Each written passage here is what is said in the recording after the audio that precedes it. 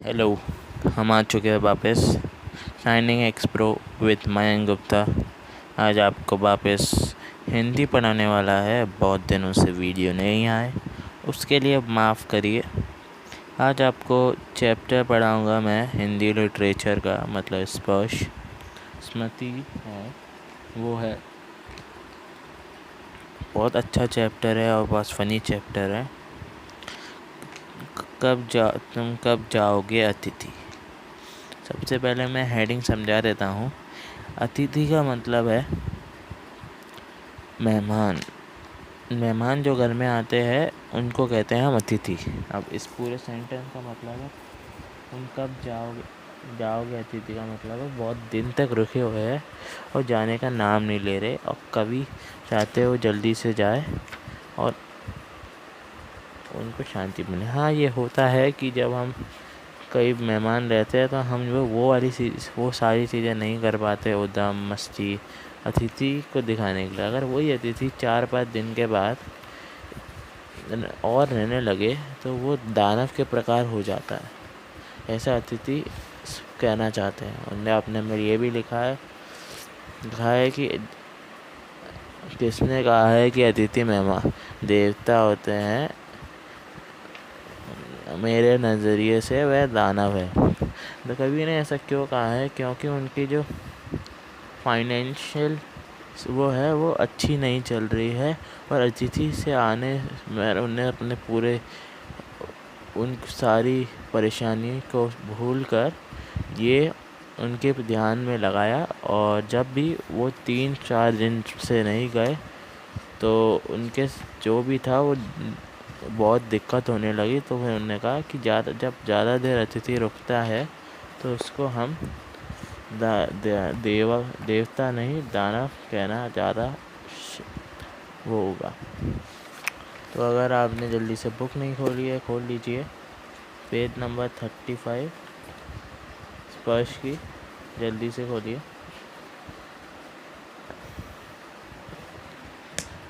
पहले अगर जिसका एग्ज़ाम है और जो वो आज पहली बार बुक खोल रहे हैं तो प्लीज़ एनसीईआरटी के क्वेश्चन आंसर मैं अभी पहले करवा रहा हूँ, फिर आपको रीड चैप्टर करवाऊँगा। और मेरे लिए आप चैप्टर रीड कर लेंगे आपको भी आ जाएगा। मैं आपको एक बार ओवरव्यू दे दूँगा। पहले आपको मैं चैप्टर क्वेश्चन समझा देता हूँ एनसीईआरटी के, जो एनसीईआरटी में है। ठीक है, वो कभी कभार होता है एग्ज़ाम में यही आ जाते हैं। ठीक है, स्टार्ट करते। उससे पहले स्टार्ट करने से पहले आप लाइक कर दो, सब्सक्राइब कर दो और आगे की नोटिफिकेशन के लिए बेल आइकन को दबा देना। चलो स्टार्ट। पाठ तुम कब जाओगे अतिथि, क्वेश्चंस एंड आंसर एनसीईआरटी। प्रश्न पहला, अतिथि कितने दिनों से लेखक के घर पर रह रहा था। इस क्वेश्चन का ये मतलब है कि अतिथि कितने दिन रहा वहाँ पर घर में अतिथि लेखक के। चैप्टर में लिखा हुआ है, जब भी मैं आंसर बता देता हूँ। पूरा अतिथि 4 दिनों से लेखक के घर पर रह रहा था। प्रश्न 2, कैलेंडर की तारीखें किस तरह फड़फड़ा रही थी। इस क्वेश्चन का अर्थ है कि जो कैलेंडर की तारीखें थी वो किस तरह लग रही थी, मतलब फड़फड़ा रही थी। आंसर है कैलेंडर की तारीखें अपने सीमा में नम्रता से फड़फड़ा रही थी। अब इसका ये मतलब है कि कैलेंडर की जो डेटें है वो अपनी सीमा में, मतलब जैसे चलती है वैसे चल रही थी। तो इसका लिखेंगे कैलेंडर की तारीखें अपने सीमा में नम्रता से फड़फड़ा रही थी।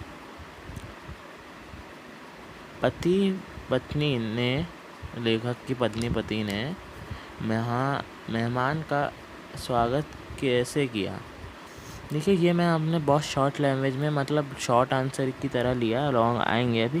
तो ये बहुत सही आंसर है, ऑन द बेस आंसर है, तो ये ज़रूर लिखिएगा अगर शॉर्ट में आता है तो। ठीक है, तो पत्नी, इसमें ये पूछा गया है कि जो लेखक की पत्नी, लेखक तो था, या उसकी जो पत्नी थी, उनने मेहमान का कैसे स्वागत किया। तो ये है कि पति ने मुस्कराते मुस्कराते नहीं, मुस्कुराहट के साथ गले मिलकर तथा पत्नी ने सदा नमस्ते कर मेहमान का स्वागत किया। इसका मतलब है पति जो था लेखक ने मुस्कुराहट से गले मिलकर स्वागत किया था और पत्नी ने सदा नमस्ते कर मेहमान का स्वागत किया। ठीक है। दोपहर के भोजन को कौन सी गरिमा प्रदान की गई थी? आप सब सोच रहे होंगे दोपहर, अभी मैं बताता हूँ आंसर, फिर आप सोचेंगे ज़रूर जो मैं बताऊँगा अभी, और जिसने चैप्टर नहीं पढ़ा वो। ओके। दोपहर के भोजन को लंच की गरिमा प्रदान की गई। आप सोच रहे होंगे दोपहर के भोजन को लंच ही कहते हैं। बस अगर किसी की हिम्मत नहीं, मतलब लोअर कास्ट के है, उनको लंच वगैरह नहीं पता है, वो थोड़ा दाल दलिया दूध वगैरह में ही रहते हैं, तो मिली लंच होता क्या है, सब्जी दाल रोटी ये होता है। ऐसी उनकी फाइनेंशियल आर्थिक ये सही नहीं होगी, आर्थिक दुविधाओं में होंगे, इसलिए उन्होंने लंच का यूज़ किया है कि बहुत बड़ी बात है उनके लिए लंच। ठीक है। आंसर है दोपहर के भोजन को लंच की गरिमा प्रदान की गई।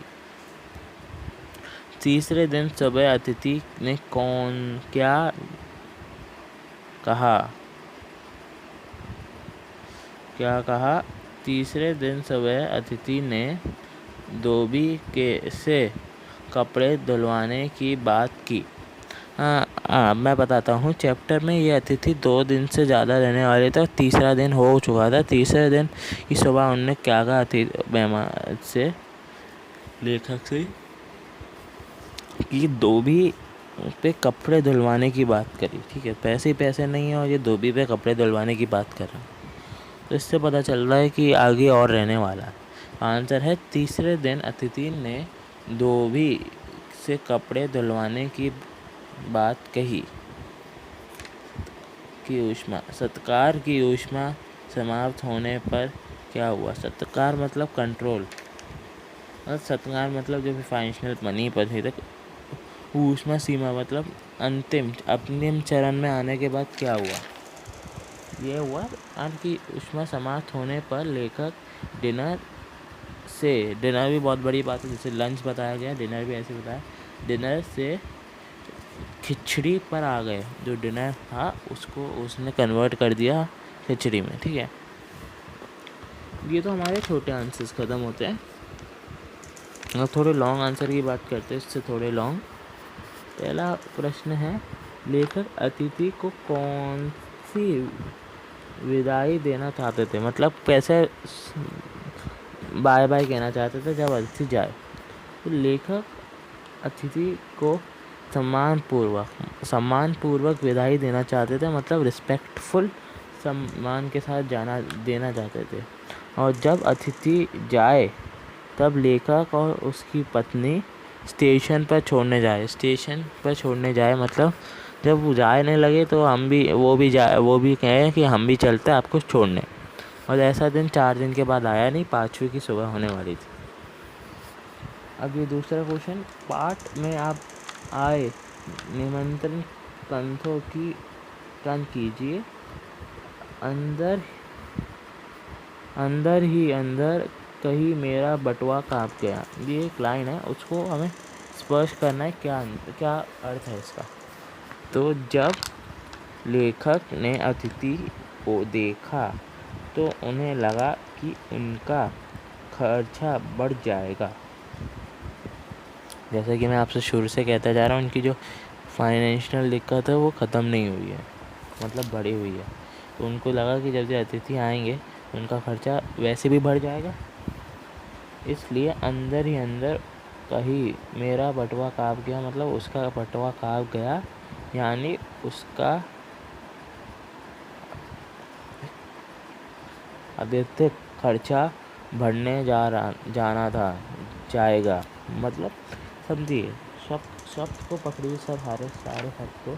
जब लेखक ने अतिथि को देखा तो उनको ऐसा लगा कि अब उनका खर्चा बढ़ जाएगा, इसलिए उन्होंने ये सोचा कि उन्होंने अंदर ही अंदर ये सोचा कि मेरा बटुआ काट जाएगा, यानी और अधिक खर्चा होगा।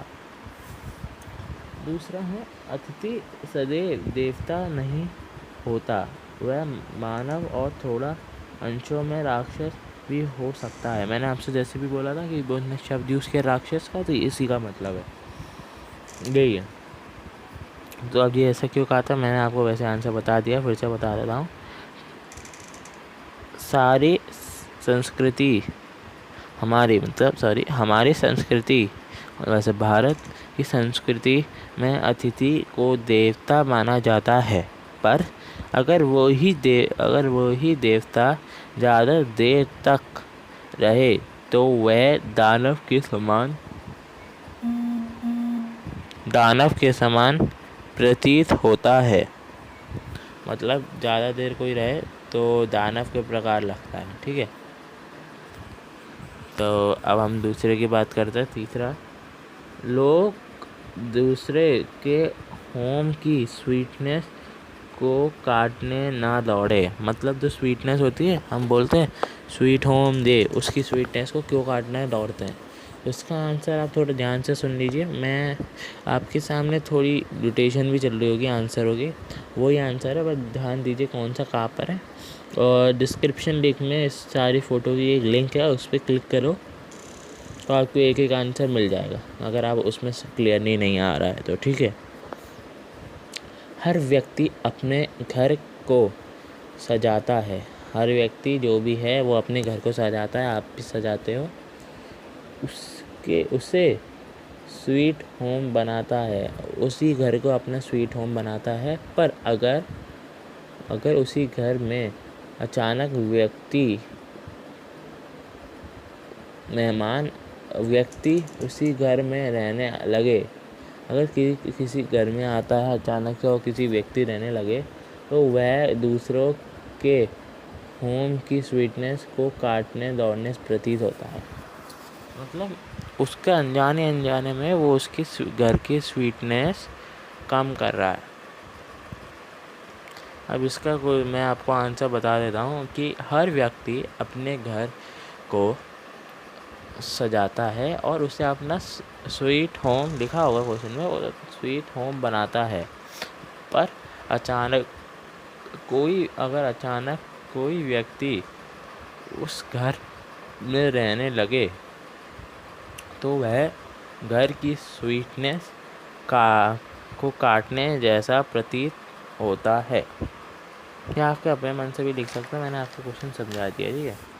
ये बहुत वो है on the right question, long जो भी है ये वेरी शॉर्ट है, अब लॉन्ग आएंगे एनसीईआरटी में खोल के देख सकते हैं, ठीक है। एक देवता और एक मनुष्य अधिक साथ नहीं रह सकते। इसका मतलब है एक देवता और मनुष्य कभी एक साथ नहीं रह सकते। मेरी संस्कृति में अनुसार अतिथि होते हैं, इसलिए लेखक अपने अतिथि को बताना चाह रहा है कि देवता और मनुष्य कभी एक साथ नहीं रह सकते। कृपया आप अपने घर के लिए प्रस्थान करें। वो सीधे शब्दों में नहीं कह रहा है, वो घुमा फिरा के दे रहा है जिसको उनको अच्छा नहीं लगे। और ये पूरा जो भी कह रहा है ये अतिथि अपने मन में कह रहा है, ठीक है।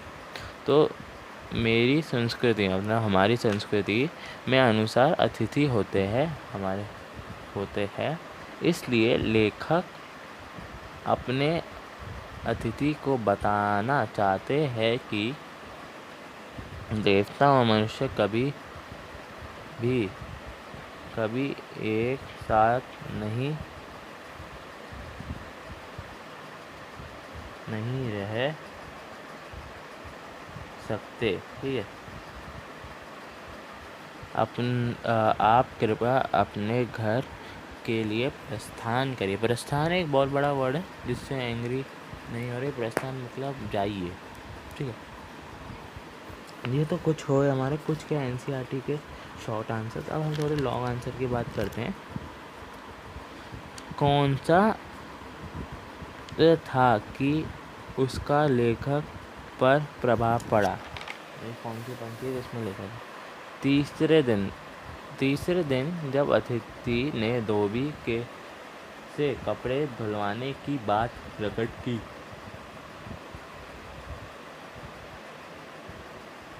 की तो लेखक के लिए यह स्टिक भाव था, क्योंकि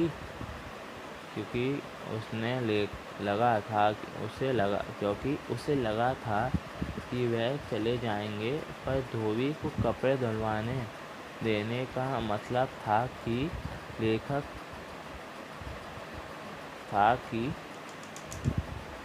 वह कुछ और दिन रुकेंगे। इसको मैं अगर समझाऊँ तो तीसरे दिन जब अतिथि ने धोबी को कपड़े देने की बात करी तो वह एक वही पंक्ति था जिसमें था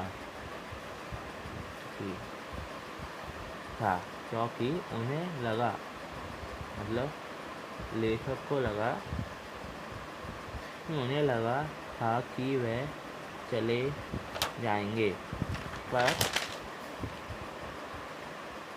धोबी को कपड़े देने की बात का मतलब था, क्या मतलब था कि वह अब नहीं जाना चाहते।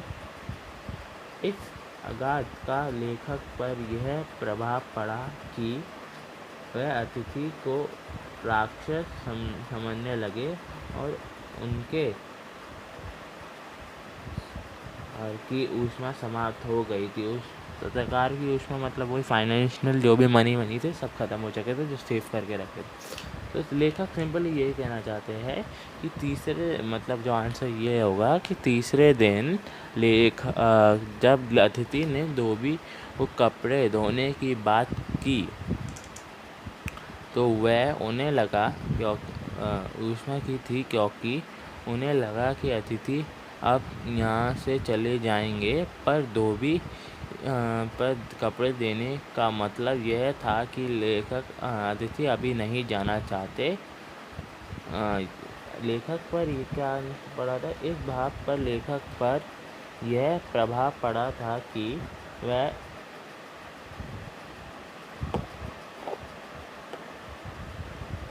अतिथि को मेहमान दानव समझने लगे थे और उनकी सत्कार की ऊष्मा भी समाप्त हो चुकी थी। तो कुछ इम्पोर्टेंट वर्ड्स लिख लीजिए अगर कॉपी में लिखना है, तो वो है सत्कार, जिसको थोड़ी दिक्कत है, सत्कार की ऊष्मा, ठीक है। और लिख भी लीजिएगा तीसरे दिन क्या हुआ था। तीसरे दिन ये हुआ था कि अतिथि ने धोबी से कपड़े देने की बात की थी, धुलवाने की बात की थी। ये थोड़े वर्ड है जो फिल्म ब्लैंक्स में क्या वन वर्ड में आ सकते, इसलिए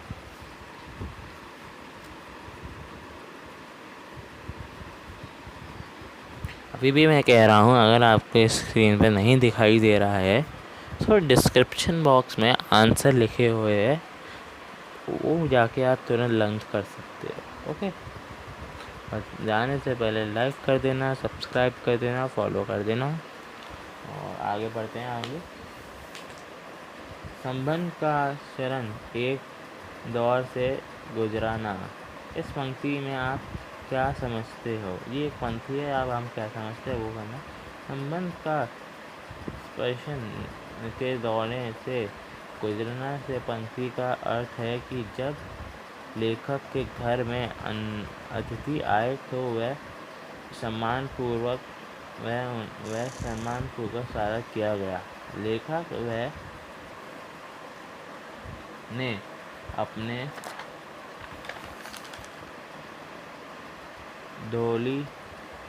ढाली धूली ढाली आर्थिक स्थिति के बाद भी डिनर खिलाया और सेमिनार भी दिखाया।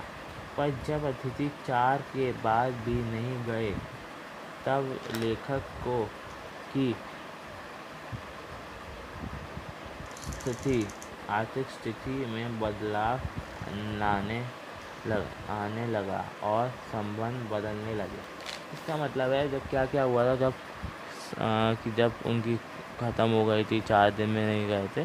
और सिंपल से ये लिखना संबंध बदले थे, पर ये भी लिखना पड़ेगा पूरा। तो ये है संबंध का संगन के द्वार से गुजरना। इस पंक्ति का यह अर्थ है कि लेखक ने उनका अतिथि का स्वागत सम्मान पूर्वक किया। सम्मान पूर्वक भी लिख लीजिएगा, 1 वर्ड में आता है। सम्मान पूर्वक स्वागत किया अपनी आर्थिक स्थिति, मतलब ढीली ढाली आर्थिक स्थिति को के बाद भी डिनर खिलवाया और सिनेमा दिखाया। पर जब अतिथि 4 दिन के बाद भी नहीं गए तो लेखक की आर्थिक स्थिति में बदलाव आने लगा और संबंध बदलने लगे।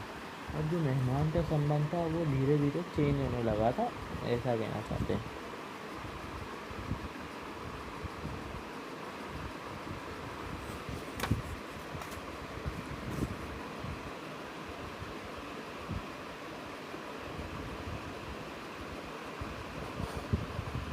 तो ज़रा स्टार्ट करते हैं। प्रश्न लास्ट है ये हमारा।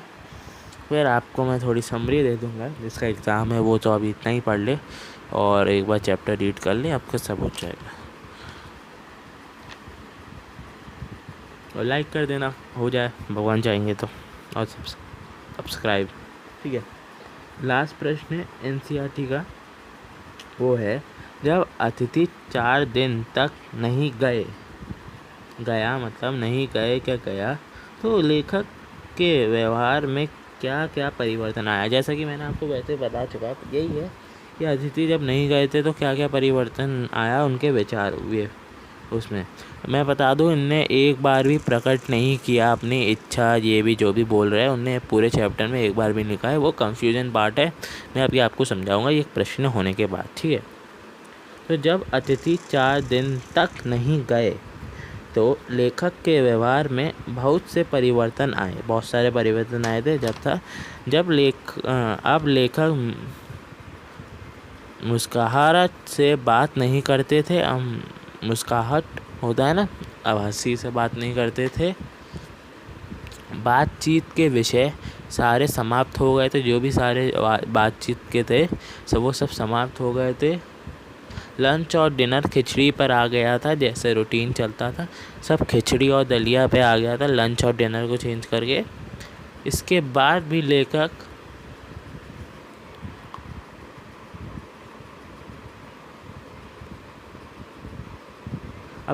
ने उसके बाद ये सोच रहे थे कि उपवास की तैयारी कर लेंगे जिससे और बचत हो। और लेखक अतिथि को गेट आउट कहने के लिए भी तैयार हो गया था। अगर लेखक 5 दिन के बाद नहीं जाता, 4 दिन के बाद 5वीं सुबह होती और अगर नहीं जाता तो लेखक ने अपना मन बना रखा था कि वो गेट आउट कह देंगे। तो इसको हमें ऐसे लिखना है, मैं आपको और बताऊंगा। जो लिखा आ रहा है वो शॉर्ट में आएगा एक तरीके से, ये ज़्यादा बड़ा नहीं है। एक अगर 5 मार्क का आया तो कैसे लिखोगे मैं बताता हूँ। इसको लिखना है, लिख लीजिए, वरना धीरे स्पीड करके सुन लीजिए ध्यान से।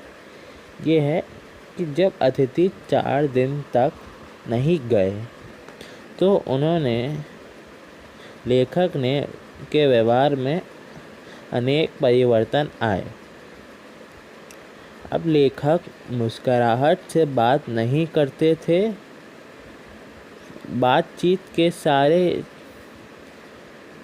विषय समाप्त हो गए थे। लंच और डिनर खिचड़ी पर आ गया था और इसके बाद भी लेखक ये सोच रहे थे कि वह उपवास करेंगे। अगर लेखक 5वीं सुबह होने पर नहीं जाते तो लेखक उन्हें गेट आउट कहने के लिए तैयार हो गए थे और उनके व्यवहार और उनके संबंध बदलने लगे थे। ठीक है, थोड़ी लाइन ऐड कर लेना, फिर से बोल रहा हूँ मैं, लिख लेना। जब अतिथि 4 दिन तक नहीं गए तो लेखक के व्यवहार में बहुत से परिवर्तन आए। कैसे? अब लेखक मुस्कुराहट से बात नहीं करते थे। बातचीत के सारे विषय समाप्त हो गए थे और लंच और डिनर खिचड़ी पर आ गए थे। इसके बाद से लेखक ने उपवास की तैयारी करने की सोची थी और अगर लेखक 4 दिन के बाद 5वीं सुबह के लिए जाने के लिए तैयार नहीं होते, अतिथि अगर तैयार नहीं होते तो लेखक उन्हें गेट आउट कह देते और उनके अतिथि और उनके संबंध धीरे धीरे अतिथि के संबंध धीरे धीरे गलती से बोल दिया। अगर आप कुछ मत काटिए, अतिथि को काट के लेखक लिख दीजिए। लेखक के संबंध धीरे धीरे बदलने लगे थे और उन्होंने अब अतिथि को दाना मानना शुरू कर दिया था। समान कर रहे थे, मतलब वो देवता को राक्षस के दानव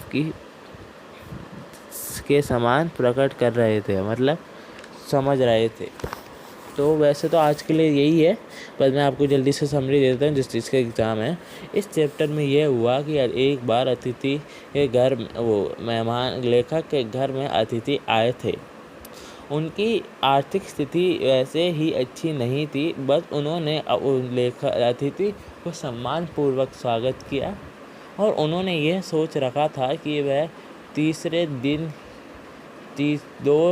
दिनों में चले जाएंगे। तो लेखक ने मुस्कुराहट से गले मिलकर स्वागत किया और पत्नी ने हाथ जोड़कर मतलब नमस्कार कर स्वागत किया। उन्होंने अपनी आर्थिक स्थिति आर्थिक स्थिति के बाद भी उन्होंने दोपहर के भोजन को लंच की गरिमा प्रदान की और ऐसे ही रात को डिनर की गरिमा प्रदान की और उन्होंने लेखक को सिनेमा भी दिखाया। आधा में ना लिख देना, सिनेमा लिखो,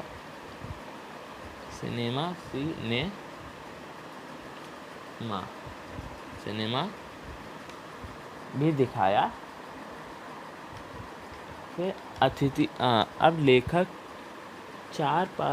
जब 2-4 दिन हो जाने 1-2 दिन हो जाने पर जब अतिथि ने तीसरे दिन सुबह लेखक को कपड़े धोबी से धुलवाने की बात की थी, तो लेखक ने यह सोचा कि अगर अतिथि हमारे घर से मतलब उनके घर से नहीं जाना चाहते तो फिर उनकी पत्नी ने यह बोला कि लंच में खिचड़ी बना दूं क्या? उन्होंने बोला हाँ, अगर मेरी ज़रूरत पड़ी तो मैं उपवास रख लूँगा। अब चौथे दिन भी हो चुका था और अतिथि ने जाने का नाम नहीं ले रहे थे और अब लेखक का व्यवहार में बहुत से परिवर्तन आ गए थे, जैसे कि उनके संबंध बदलने लगे थे। उन्होंने अदिति को राक्षस के समान समझ रहे थे, मुस्कुराहट से बात नहीं कर रहे थे, बातचीत के सारे विषय समाप्त हो गए थे और लंच और डिनर अब खिचड़ी पर आ गए थे। अगर लेखक ने यह भी मन बना लिया था कि अगर वह सुबह 5वें दिन सुबह अतिथि अगर जाने की बात नहीं करेंगे तो लेखक उन्हें गेट आउट कह देगा।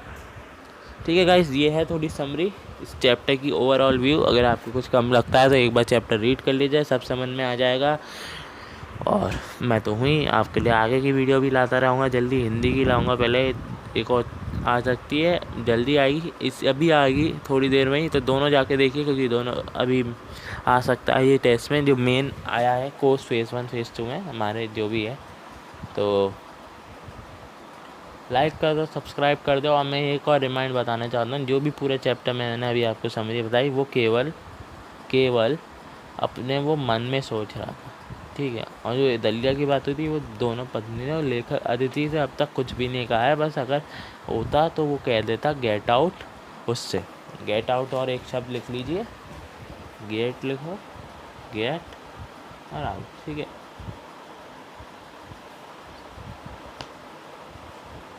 ठीक है, आप चलो, ये तो होता है ख़त्म। तो लाइक कर दो, सब्सक्राइब कर दो और डिस्क्रिप्शन में जाके ज़रूर फ़ोटो देख लीजिएगा एग्ज़ाम की। और अगर क्लियर नहीं आती है, वैसे आ रही होगी, अगर नहीं आ रही है तो डिस्क्रिप्शन कमेंट में एक बार बता देना आपको क्या डाउट है। मैं आपका ऑन द स्पॉट वहाँ आंसर कर दूँगा, क्या उसकी नई वीडियो बना दूँगा जिससे मैंने टिश्यू की बनाई। ठीक है, thank you guys, stay safe, stay fine, signing x pro Mayank Gupta.